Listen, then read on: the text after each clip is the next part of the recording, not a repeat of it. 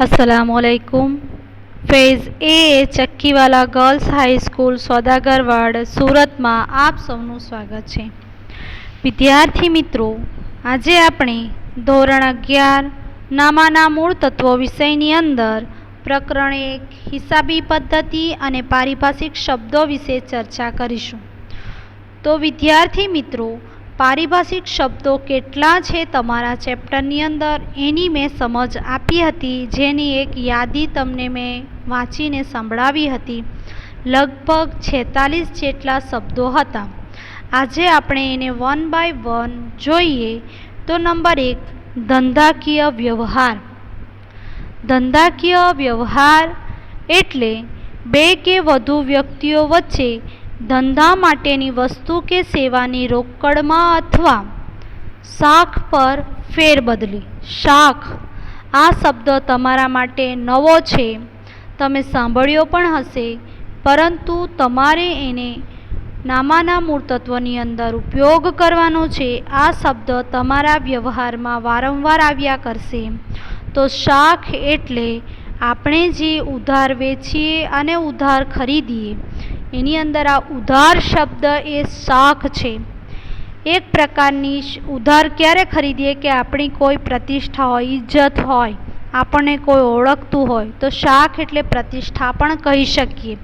परंतु आपणे उधारना संदर्भमां लेवानुं छे के शाख एटले उधार मालनी फेरबदली। अहीं व्यवहार एटले तमे एवो व्यवहार करो के वस्तु के सेवा तमे रोकड़मां अथवा उधार शाख पर अथवा बंने रीते तमे फेरबदली करो तो तेने धंधाकीय व्यवहार कहेवाय छे। धंधाकीय व्यवहार एटले धंधानुं कृत्य। कृत्य एटले काम। व्यवहार होय तो ज एनुं काम आगळ वधशे, नहीं तो वधशे नहीं। एटले धंधाकीय व्यवहार ए प्रथम पगथિયું छे। धंधाकीय व्यवहार हमेशा आर्थिक व्यवहार ज होय छे।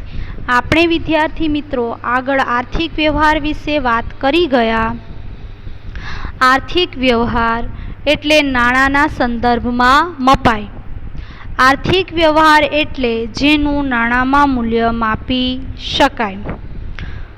रोकड़ व्यवहार नाणांना स्वरूपे थाय छे, जे स्पष्ट रीते नाणाकीय मूल्य धरावे छे। तो तमने खबर छे, एक हाथथी केश आपो अने वस्तु खरीदो अथवा केश लेव अने वस्तु वेचो। रोकड़ नाणांनुं नाणां तरत ज नाणांनी फेरबदली।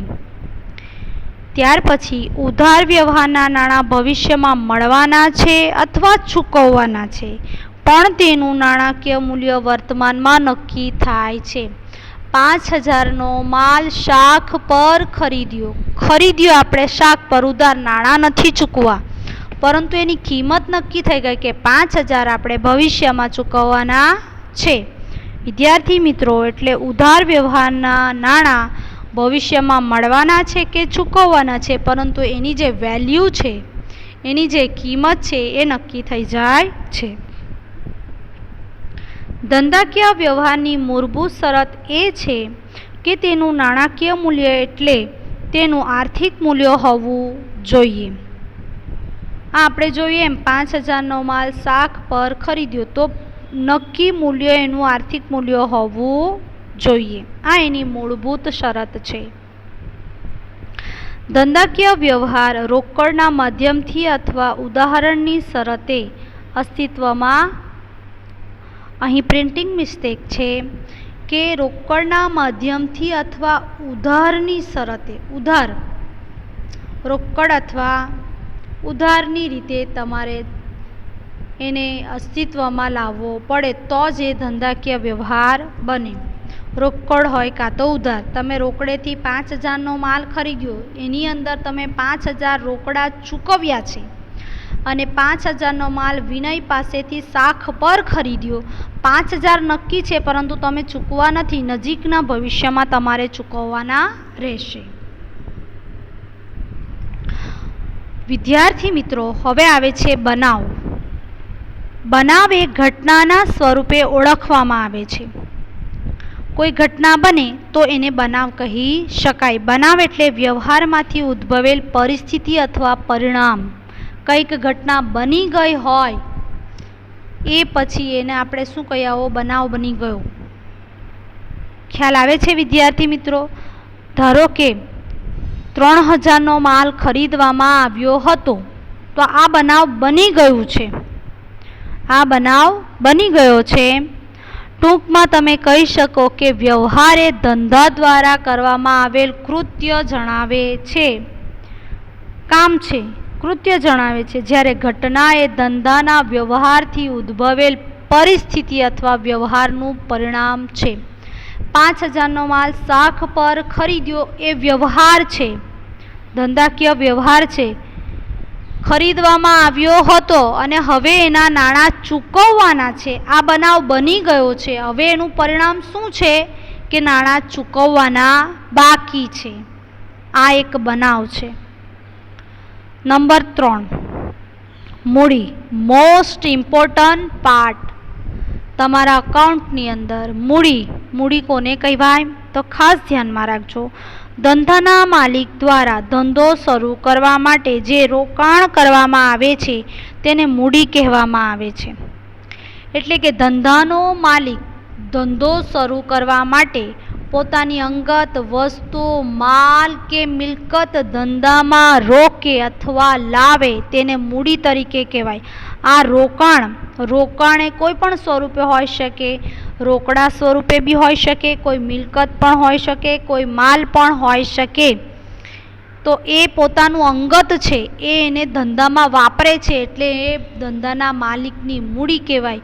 અહીં તમારે એક વસ્તુ ધ્યાનમાં રાખવું પડશે કે જ્યારે ધંધો લઈને બેસો ત્યારે ધંધો અને માલિક એ બંને અલગ વસ્તુ છે. ભલે ધંધો માલિકનો પોતાનો હોય, પરંતુ ધંધો અને માલિક એ બે વસ્તુ અલગ છે. માલિક ધંધાને કંઈક આપે તો એમાંથી પોતે ફરીથી લઈ પણ જાય. મૂડીમાં તમામ એવી વસ્તુઓનો સમાવેશ કરવામાં આવે છે જે માલિક દ્વારા આપવામાં આવેલ હોય અને તેનું નાણાંમાં મૂલ્ય આંકી શકાય. હમણાં કીધું એ જ રીતે મિલકત. 5000નું યંત્ર લાવ્યા, 10,000નું યંત્ર લાવ્યા પણ એનું નાણાંમાં મૂલ્ય આંક્યું છે કે 10,000નું. રોકાણ એ શું છે કે ધંધામાં રોકડ સ્વરૂપે કે અન્ય સ્વરૂપે માલ હોય, મિલકત હોય, કોઈ પણ સ્વરૂપે કરવામાં આવે છે. ધંધાના સ્વરૂપમાં જોજો મૂડી 3 જગ્યાએ વપરાય. એક તો એક વ્યક્તિ પોતાનો ધંધો શરૂ કરે તો તેના માટે મૂડી શું છે? 2 કે તેથી વધુ વ્યક્તિ એટલે એ લોકો ભાગીદારી કરે છે, એ હિસાબો પણ તમારા આવશે આવતા વર્ષે. એ લોકો મૂડીને શું કહે છે? અને સૌથી વિશાળ સ્વરૂપ કંપની સ્વરૂપ, એમાં વધુ વ્યક્તિઓ હોય તો તે કંપની સ્વરૂપ, એમાં મૂડીને શું કહેવાય છે? તો જુઓ, ધંધાના સ્વરૂપના આધારે 3 સ્વરૂપ છે: એકાકી વેપારી પેઢી, ભાગીદારી પેઢી અને કંપની સ્વરૂપ. તો એમાં મૂડીને ઓળખવામાં આવે છે. જેમ કે એકાકી વેપારી પેઢી માટે મૂડી શબ્દ વપરાય તે માલિક આપે છે, માલિક એક જ હોય એટલે એ આપે. ભાગીદારી પેઢી બીજું સ્વરૂપ છે, એની અંદર મૂડીને કયા નામથી ઓળખવામાં આવે છે? ભાગીદારોની મૂડી, જે દરેક ભાગીદાર આપે છે. અને કંપની માટે મૂડી એ શેર મૂડી શબ્દ વપરાય છે, જે શેર હોલ્ડર્સ આપે છે. આ શેર હોલ્ડર્સ વિશે પણ મેં તમને વાત કરી હતી. હવે આવે છે ઉપાડ. જે રીતે મૂડી છે, મૂડીનું વિરોધી ઉપાડ. જ્યારે માલિક દ્વારા ધંધાની મિલકતો એટલે કે રોકડ અથવા માલનો અંગત હેતુ માટે વપરાશ કરવામાં આવે ત્યારે તેને ઉપાડ તરીકે ઓળખવામાં આવે છે. ધંધાનો માલિક ધંધામાં કંઈક લાવે અંગત તો તે મૂડી, ધંધામાંથી અંગત વપરાશ માટે લઈ જાય તો ઉપાડ. જો ધ્યાન રાખજો, બંને એકબીજાના પૂરક છે. અહીં આપ્યું છે જુઓ, માલિક અને ધંધો. ધંધાનો માલિક ધંધાને માલ મિલકત આપે ત્યારે તે મૂડી બને, મૂડીનું સર્જન થાય. અને ધંધાનો માલિક ધંધાની માલ મિલકત અંગત હેતુ માટે લઈ જાય તો તે ઉપાડ બને છે, એટલે ઉપાડનું સર્જન. એટલે મૂડી ધંધાએ માલિકને ચૂકવવાની છે અને ઉપાડ જે માલિક લઈ જાય છે ફરીથી ધંધાને આપી દેવાનું છે. ઉપાડ શબ્દ સામાન્ય રીતે એકાકી વેપારી અને ભાગીદારી પેઢીમાં જ ઉપયોગમાં લેવામાં આવે છે. કંપની સ્વરૂપમાં ઉપાડ આવતો નથી. શેર હોલ્ડર તો ઘણા બધા હોય, એ લોકોને ઉપાડ આપવામાં આવતો નથી. માલિક ધંધાને મૂડી આપે છે અને ધંધો માલિકને ઉપાડ આપે છે. નંબર 5, જવાબદારી. ધંધા દ્વારા ઉધાર ખરીદેલ માલ, મિલકત, જે સેવા અંગેની ચૂકવવાપાત્ર રકમ અથવા ઉછીના લીધેલા નાણાં પરત કરવાપાત્ર રકમને જવાબદારી કહેવામાં આવે છે. જવાબદારી એટલે દેવું એક પ્રકારનું, કે એ તો ચાલે. કોઈની પાસે આપણે ઉછીના લીધા હોય, કોઈને ચૂકવવાના છે, તો એ આપણી જવાબદારી છે. 5,000નો માલ ઉધાર ખરીદ્યો તો આપણી જવાબદારી છે ને, કોઈની પાસેથી ઉધાર ખરીદીને લાવ્યા છે, એટલે આ વ્યવહારમાં આપણી જવાબદારી કહેવાય. આ રકમ બંધાઈ ભવિષ્યમાં. આ રકમ ધંધાએ ભવિષ્યમાં ચૂકવવાની હોય છે. અહીંયા પ્રિન્ટિંગ મિસ્ટેક છે. ધંધાએ ભવિષ્યમાં ચૂકવવાની હોય છે. જ્યાં સુધી આ રકમ ધંધા દ્વારા ચૂકવવામાં ન આવે ત્યાં સુધી તે ધંધાની જવાબદારી. તમે 5,000 રૂપિયાનો જે માલ ખરીદ્યો છે એ તમે જ્યાં સુધી નહીં ચૂકવો ત્યાં સુધી એ તમારી જવાબદારી ગણાશે. જવાબદારીને પણ વર્ગીકૃત કરવામાં આવી છે. જવાબદારી પણ પ્રકારો ધરાવે છે. તો અહીં આપ્યું છે આંતરિક અને બાહ્ય. તો બે આંતરિક અને બાહ્ય તમે આડી રીતે જુઓ એની કરતાં ઊભી રીતે જોજો જરાક. સંબંધના આધારે આ બે વસ્તુ જોજો, સંબંધના આધારે અને સમયના આધારે. સંબંધના આધારે અને સમયના આધારે. તો સંબંધના આધારે બે પ્રકાર પડે છે, આંતરિક અને બાહ્ય. એ આપણે જોશું આગળ. આંતરિક અને બાહ્ય અને સમયના આધારે બે પ્રકાર પડે છે, ચાલુ જવાબદારી અને બિનચાલુ જવાબદારી. હવે ચાલુ જવાબદારીની અંદર જુઓ, આંતરિક જવાબદારીમાં બંને પ્રકાર હોઈ શકે, ચાલુ અને બિનચાલુ, અને બાહ્યમાં પણ ચાલુ અને બિનચાલુ. એ સંબંધના આધારે એની અંદર સમયના આધારે પણ આવી જાય. આ સ્ટ્રક્ચર તમે ખ્યાલ રાખજો કે સંબંધના આધારે આંતરિક અને બાહ્ય, સમયના આધારે આંતરિકમાં ચાલુ અને બિનચાલુ, અને સમયના આધારે બાહ્યમાં ચાલુ અને બિનચાલુ. નંબર 6,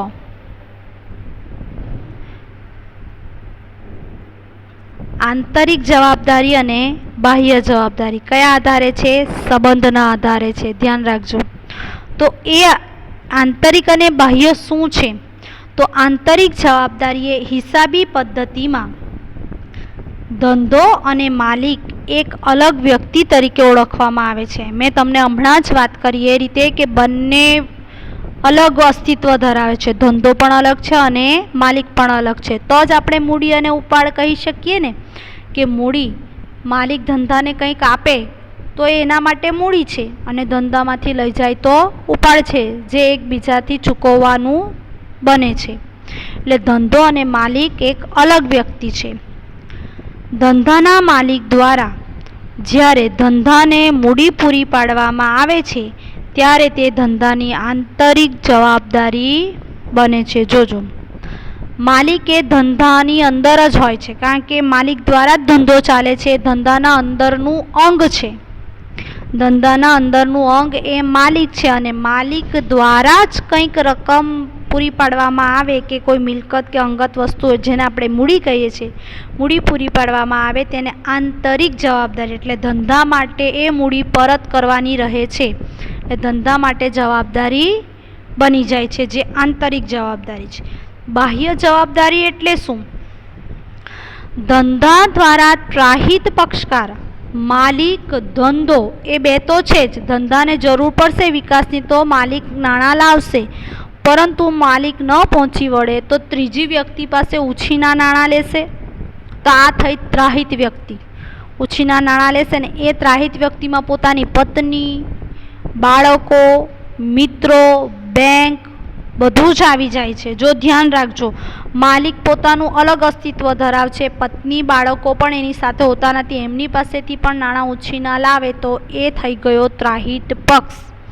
તો ત્રાહિત પક્ષકાર પાસેથી ઉધાર ખરીદેલ માલ, મિલકત, સેવા અંગેની ચૂકવવા પાત્ર રકમ બીજી દુકાનમાંથી ખરીદીને લાવ્યા તો એ પણ ત્રાહિત પક્ષ, ઉછીના લાવ્યા હોય તો પણ ત્રાહિત પક્ષ. તો જે ચૂકવવાનું થાય ત્રાહિત પક્ષને તેને બાહ્ય જવાબદારી તરીકે ઓળખવામાં આવે છે.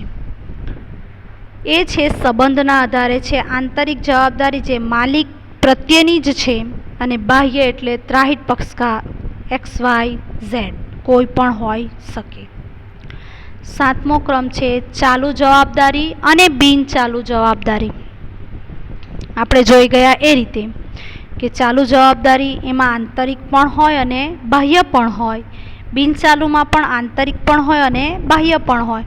તો ચાલુ અને બિનચાલુ જવાબદારી સમયના આધારે નક્કી થાય છે. તો ચાલુ જવાબદારીમાં જે જવાબદારી ધંધાએ 1 વર્ષમાં ચૂકવવાની હોય તેને ચાલુ જવાબદારી, જેનો સમયગાળો સમયના આધારે છે ને, જેનો સમયગાળો કેવો છે, ટૂંકો છે, 1 જ વર્ષની અંદર એને ચૂકવી દેવામાં આવે છે, તેને ચાલુ જવાબદારી કહેવામાં આવે છે. ટૂંકા ગાળાની જવાબદારીમાં સામાન્ય રીતે શું હોઈ શકે કે ઉધાર ખરીદેલ માલ, હવે તમે 10,000નો માલ ખરીદીને લાવ્યો તો તમે 5-10 વર્ષ સુધી એને નથી ચૂકવતા, તમે 1 વર્ષની અંદર એને ચૂકવી દેવું પડે. કોઈ ખર્ચા ચૂકવવાના બાકી હોય, મજૂરી હોય, પગાર હોય, એ બધા ખર્ચા તમારે 1 વર્ષની અંદર ચૂકવી દેવામાં આવે છે. તો આ થયા 1 વર્ષની અંદર. કોઈ ભાડું ચૂકવવાનું બાકી હોય, ફર્નિચરની ખરીદી કરી હોય ઉધાર તો એ ચૂકવવાની બાકી હોય, જેને 1 વર્ષની અંદર ચૂકવી દેવામાં આવે તેને ચાલુ જવાબદારી કહેવામાં આવે છે. બિનચાલુ જવાબદારી જે જવાબદારી ધંધાએ 1 કરતાં વધુ વર્ષ બાદ ચૂકવવાની હોય તેને બિનચાલુ જવાબદારી તરીકે ઓળખવામાં આવે છે. બિનચાલુ જવાબદારીને લાંબા ગાળાની, ધ્યાનમાં રાખજો, લાંબા ગાળાની જવાબદારી તરીકે પણ ઓળખવામાં આવે છે. જે રીતે ચાલુ જવાબદારીને ટૂંકા ગાળાની જવાબદારી, કારણ કે 1 વર્ષનો સમયગાળો છે. બિનચાલુ જવાબદારી 1 વર્ષ કરતાં વધુ સમયગાળો છે, તમે 2 વર્ષે પર ચૂકવો, 3 વર્ષે પર ચૂકવો, તો તેવી જવાબદારી લાંબા ગાળાની જવાબદારી તરીકે તેને ચૂકવવામાં આવે છે. દાખલા તરીકે બેંક પાસેથી ઉછીના લીધા હોય તો તમે 1 વર્ષ વધુનો સમયગાળો હોય, બરાબર છે. બિનચાલુ જવાબ ડિબેન્ચરનો પણ સમય, ડિબેન્ચર પણ એક તમારા માટે દેવું છે. ભાવના બહેન પાસેથી ઉછીના લીધા, એ પણ રકમ તમે શરત કરી હોય કે 1 વર્ષ પછી ચૂકવીશ, તો એ તમારા માટે બિનચાલુ જવાબદારી છે, જે સમયના આધારે થાય છે. ચાલુ જવાબદારી જેને ટૂંકા ગાળાની જવાબદારી કહીએ, 1 વર્ષ કરતાં ઓછા સમયમાં ચૂકવવાની જવાબદારી છે. જ્યારે બિનચાલુ જવાબદારી જેને આપણે લાંબા ગાળાની જવાબદારી તરીકે પણ ઓળખીએ છીએ, એ 1 વર્ષ કરતાં વધુ સમયમાં ચૂકવવાની જવાબદારી છે. વિદ્યાર્થી મિત્રો, અહીં સુધી આજે આપણે જોઈશું મુદ્દા 7. બાકીના પારિભાષિક શબ્દો નેક્સ્ટ પીરિયડમાં જોઈશું. આ બધા મુદ્દા મેં ટૂંકમાં જ તમને લખ્યા છે. એ બધા મુદ્દા તમારે તમારી નોટબુકમાં ઉતારવાના રહેશે. નોટબુકમાં ઉતારીને ગૂગલ ફોર્મ તમારે ભરવાનું રહેશે. ઓકે, નેક્સ્ટ પીરિયડમાં મળીશું. Thank you.